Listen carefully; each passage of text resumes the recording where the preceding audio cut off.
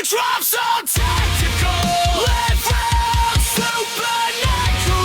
We train hands, he guards the soul. Jesus in the middle of the overflow. Welcome to Dropzone Tactical. So my name is I've been at Dropzone for about a month now. This is my second class. I went to boot camp in 2015 for the Navy, and I earned a sharpshooter medal. It wasn't an expert marksman medal, but I got a sharpshooter.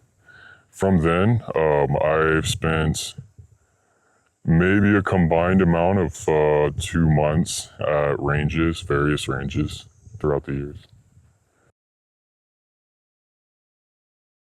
What made me decide to get training was just the overall state of America. You know, gun violence is going up, overall violence is going up, and I have a family. You know, so I have no excuses for not being able to protect them. Oh, now rotate the thumb, slide the thumb over to that high grip. Oh, gotcha. That way you don't have to fight between the fabric and your stomach, the gun. Right, that can get annoying. Sure can, and it'll speed up your draw. I feel like a fucking cowboy. Right with the lean back? We're also in Texas, so it probably doesn't help, can it? Yeah. Oh, that's good. That was a little sideways, but... How far we can get with today's plan is to do some emergency and admin reloads, to do target transitions, and then to do some shooting and moving at the same time. Sounds good. All right, so we'll warm up again, kind of how we have been. I was looking at, I guess, firearms academies or something similar to that. And what made me decide to make Jacob my instructor was under the Dropzone Tactical website. He was the first picture that popped up, you know, so I kind of assumed that would be my instructor if I went ahead and got started. And sure enough, he is. Very happy for it. My biggest concern before attending the first class was just overall what to expect going into this. I wasn't sure, I guess fully wasn't sure if it was going to be a one-on-one course where I'm learning with the instructor or if this was going to be a class setting with maybe 5 or 6 other people. The reason I want to continuously train is because it's not like riding a bike where you can just pick it up and get back at it. You know, you actually have to steady your aim. You have to practice with your sight, with what your eyes lock onto. You know, your hands are everything. Again, you know, I had training on how to properly handle and discharge a firearm. But what I learned last time was that my support hand was not supportive. You know, it's like my ex. And this time I found out today how much of a difference support makes. So some of the differences that I've noticed between the first session and today's session was my amount of, I don't want to call it like anxiety, I want to say adrenaline. I would say I had a little bit less random adrenaline spikes when compared to last time. You know, typically whenever I get adrenaline spikes, my hands get a little clammy. I didn't really have to deal with that today, apart from it being hot and humid. But it wasn't like nervous sweats or anything.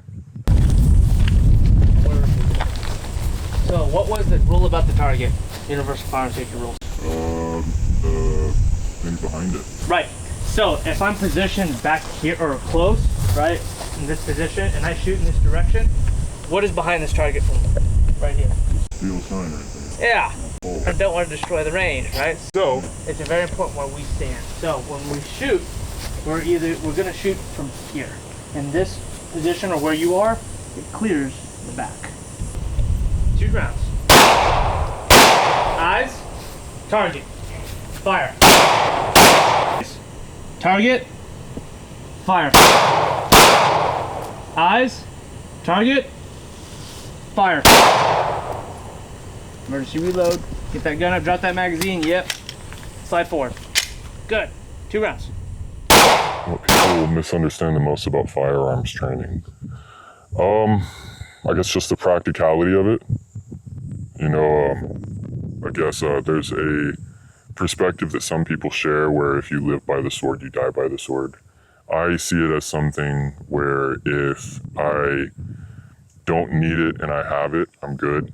But if I need it and I don't have it, I'm dead, right? So that's just how it is.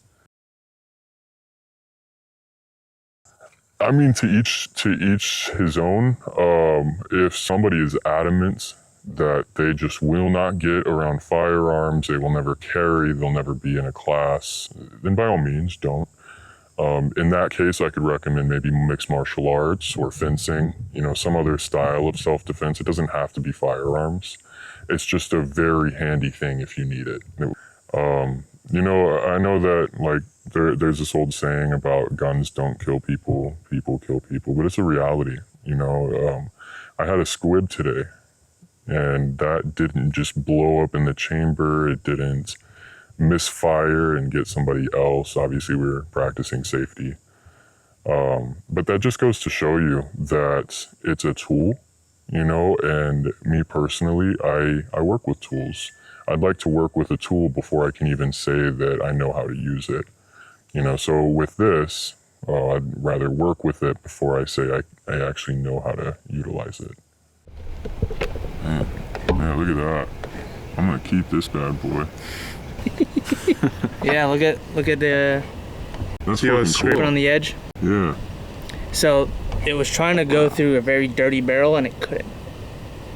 Yeah, some piece of debris, and it cut right into it too. There's a whole line in there. Damn, That's the only way to handle those problems. that's some cool shit. I don't think I've ever seen a round without, what is that called, the jacket? Squib load.